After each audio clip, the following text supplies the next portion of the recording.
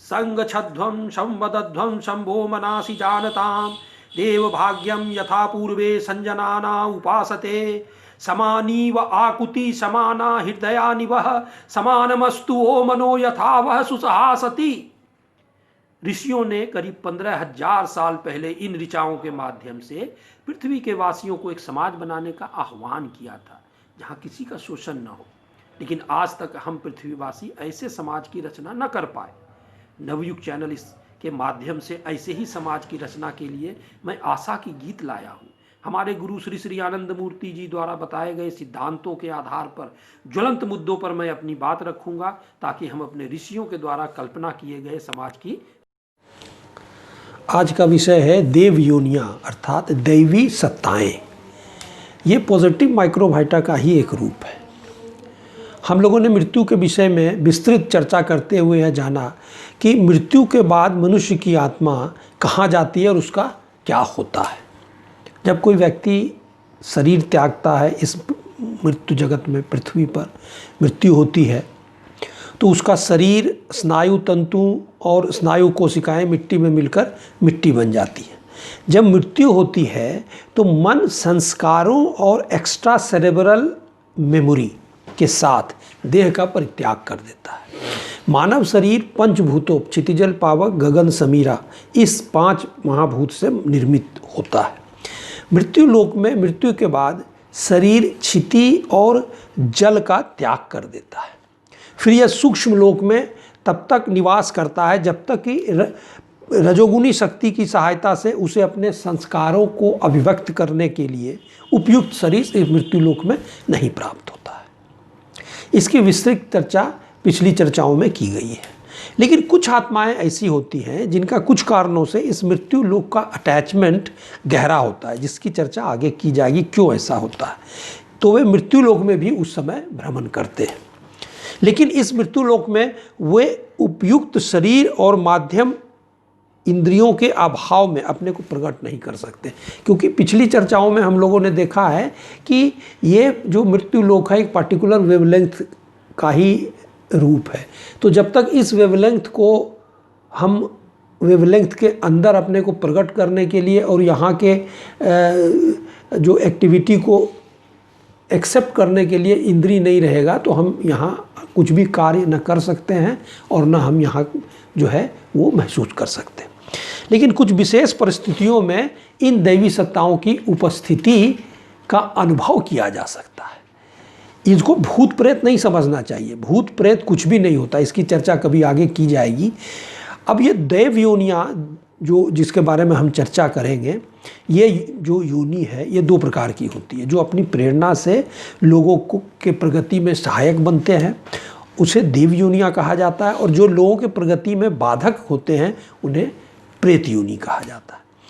लेकिन इसे समाज में प्रचलित भूत प्रेत नहीं समझना चाहिए, उसकी हम चर्चा अभी नहीं कर रहे हैं।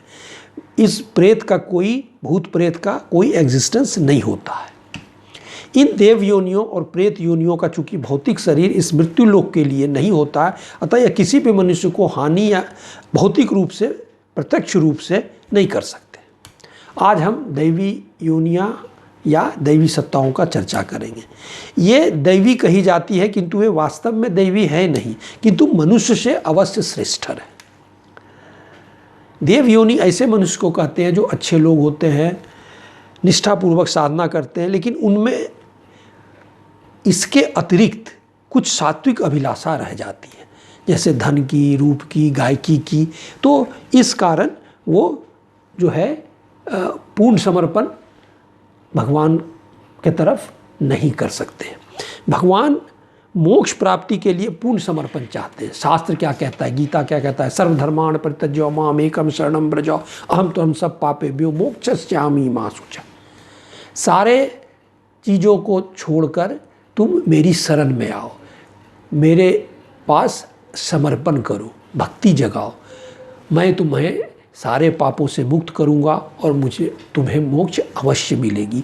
ये कृष्ण भगवान योगेश्वर कृष्ण गीता में कहते हैं। तो यहाँ जो मेन चीज़ है, जो एक ही बात उन्होंने कही है पाप से मुक्ति की और मोक्ष प्राप्त करने के लिए, वो क्या है, समर्पण। तो जब साधना के लक्ष्य में हम मिलावट कर देते हैं, तभी हम दैव योनि में जाते हैं। देव योनियों के 7 प्रकार होते हैं, यक्ष, रक्ष, किन्नर, गंधर्व, विद्याधर, सिद्ध और प्रकृति लीन। अब इन 7 को एक एक करके हम देखें ये क्या है। सबसे पहले यक्ष। ये ऐसे धार्मिक लोग होते हैं जो पिछले जीवन में परम पुरुष को लक्ष्य कर आध्यात्मिक यात्रा शुरू करते हैं, लेकिन आगे उनके मन में धन की कामना हो जाती है।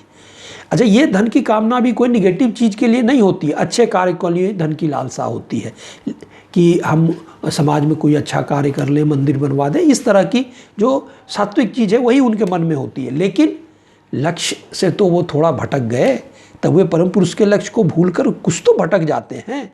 उनकी यही लालसा, यही इच्छा उनके पतन की, उनकी अब पदावनति की और विकृति का कारण बन जाते हैं। ऐसे प्राणी मृत्यु लोक में शरीर छोड़ने के बाद यक्ष कहलाते हैं।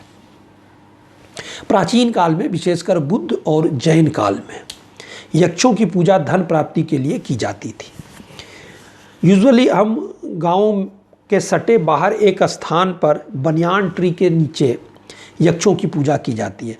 बिहार में हम ऐसे स्थानों को क्या कहते हैं? ब्रह्मस्थान कहते हैं। यक्षों के ज्योति देह का स्पर्श नहीं किया जा सकता है, किंतु कभी कभी उन्हें देखा जा सकता है। अब दूसरा है रक्ष।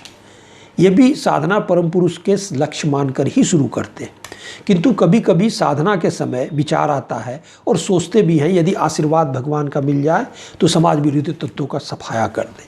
यहाँ भी वही हुआ कि सोच सात्विक है, समाज विरोधी तत्वों को ही सफाया करें। ऐसे लोग मृत्यु के बाद पृथ्वी तत्व और जल तत्व रहित देह पाएंगे, और जो अपने मृत्यु लोक के निकटता के संस्कार के कारण इस लोक के निकट ही पाए जाते हैं। ऐसे लोग रक्ष कहलाते हैं।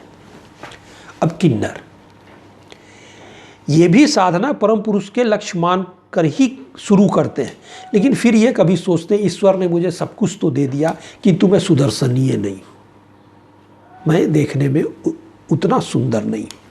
ये भी अच्छे लोग हैं। तो यहाँ भी क्या हुआ, लक्ष्य से थोड़ा भटकाव आ गया। ऐसे लोग मृत्यु के बाद तीर्थवात्मक जो है देह प्राप्त करेंगे। ये लोग किन्नर कहे जाते हैं। ये किसी को भी हानि नहीं पहुंचाते। प्राचीन काल में सौंदर्य और डेकोरेशन की कला के गाइडेंस के लिए किन्नरों की पूजा की जाती थी। अब चौथा जो योनि है देव योनियों में, वो है विद्याधर। ये लोग भी अच्छे आध्यात्मिक साधक होते हैं, जो कभी परम पुरुष के लक्ष्य को भूलकर इंटेलेक्चुअल अटेनमेंट को प्रश्रय देने लगते हैं। ये किन्नर से कुछ ज़्यादा डेवलप्ड होते हैं। विद्याधर ऐसे लोगों की मदद करने में तत्पर रहते हैं जो विद्यार्जन में लगे रहते हैं। अब गंधर्व, ये 5वें प्रकार के हैं। एक साधक साधना कर रहे हैं, कोई और इच्छा नहीं है, किंतु मन में एक बात आती है कि मैं भजन गाता हूँ तो मेरा स्वर ठीक नहीं है, मेरा कंठ थोड़ा और अधिक सुरीला और छंदात्मक होना चाहिए। फिर ये लोग भी सोचते हैं साधना के समय ये सोचना ठीक नहीं है, लेकिन भटकाव तो हो गया। इसी द्वंद्व के कारण वे अपने लक्ष्य परम पुरुष से थोड़ा भटक जाते हैं, और मृत्यु लोक से शरीर के छूटने के बाद जो तेजस शरीर पाते हैं वे गंधर्व कहे जाते हैं। ये गंधर्व जहाँ धार्मिक गायन भजन आदि होता है वहाँ देखे जा सकते हैं, अगर मन का कंसंट्रेशन वहाँ बहुत ज़्यादा हो। ऐसा ही वाकया मशहूर शहनाई वादक बिस्मिल्लाह खां ने कई बार सुनाया है।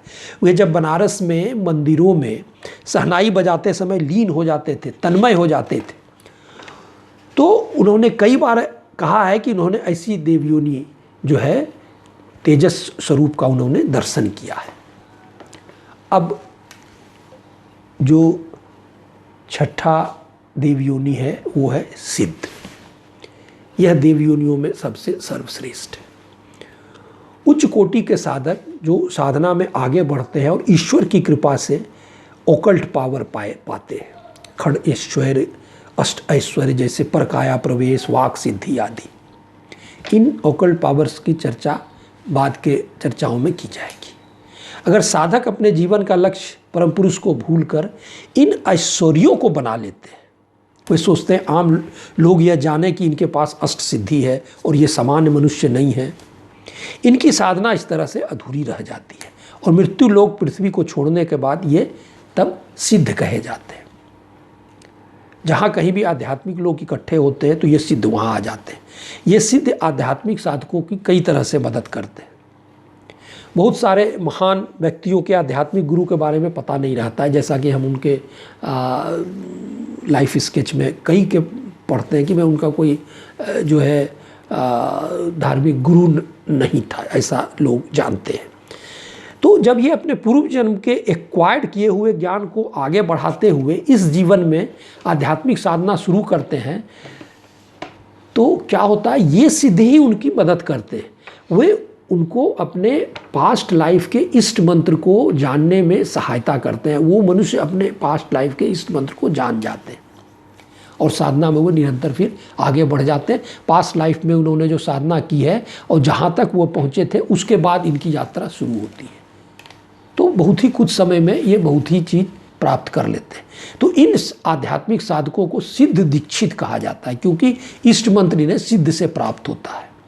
एक ऐसे ही वाकया है, दो साधक थे जिनको उनके गुरु रात्रि में एक पार्टिकुलर समय में एक निर्जन स्थान पे जो नोन था कि यही साधना करनी है, करने का आदेश दिया हुआ था।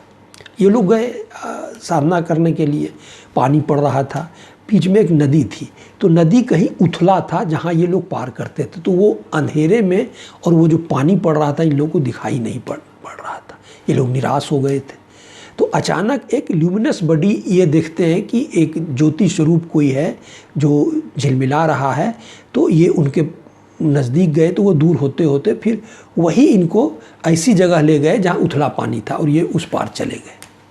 और जब उस पार जाके ये लोग साधना कर लिए तो फिर उन्हीं के सहायता से ये इस पार आए। तो ये लोगों ने सोचा कि कोई दैवी शक्ति या कोई बहुत ही बड़ी आध्यात्मिक शक्ति हम लोगों को सहायता की। जब ये गुरु के पास पहुँचे तो गुरु ने यही कहा कि वही सिद्ध थे जो तुम्हें आध्यात्मिक साधना में सहायता कर रहे थे। तो ये सिद्ध जो हैं ये सर्वश्रेष्ठ देव योनियों में इनको कहा जाता है। अब जो अंतिम है वो है प्रकृति लीन। अब कुछ लोग क्या करते हैं, मूर्ति में ही ब्राह्मी भाव का आरोपण करके पूजा करते हैं। ये सोचते हैं कि वो मूर्ति ही ईश्वर है, ईश्वर का रूप है, किंतु पूछते हैं पत्थर लकड़ी आदि की। तब क्या होता है, यादृशी भावना यस सिद्धिर्भवति तादृशी तस्। एक व्यक्ति अपने उद्भावना के अनुसार ही शरीर पाता है। ऐसे लोग जो विभिन्न प्राकृतिक उपादानों की पूजा करते हैं उन्हीं उपादानों के समान रूप वे ग्रहण करते हैं। स्वामी रामकृष्ण परमहंस जब साधना में लीन थे निर्गुण की, तो यही मूर्ति जो है उनके समाधि में बाधक हो रही थी।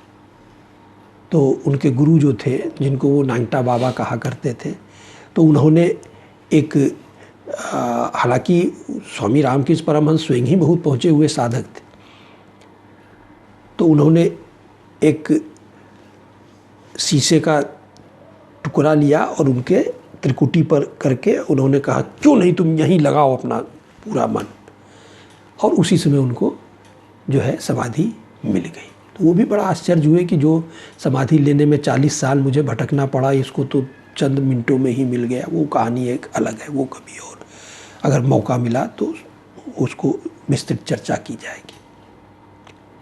तो इस तरह जो लोग मूर्ति में ब्राह्मी भाव का आरोप कर पूजा करते हैं वे उनकी दुर्गति बहुत होती है। वे पत्थर बन जाते हैं, लकड़ी बन जाते हैं, धातु बन जाते हैं, प्रकृति लीन हो जाते हैं।